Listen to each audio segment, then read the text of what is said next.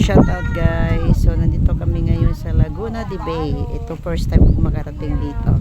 Sa lugar ni Ate Angel Vlog. Ayan o. So ayan si Mama Evelyn. Ayan po si Ate Angel. Ayan kanya-kanyang vlog guys.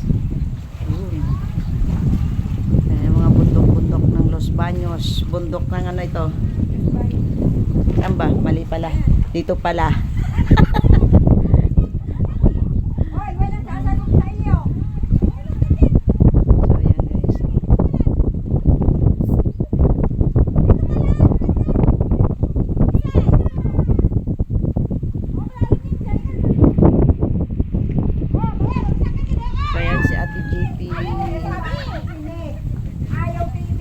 German Pinay discarding nanay.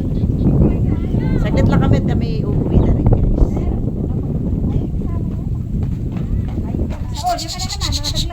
Baka malaglag ka dyan ha. Walang saan sa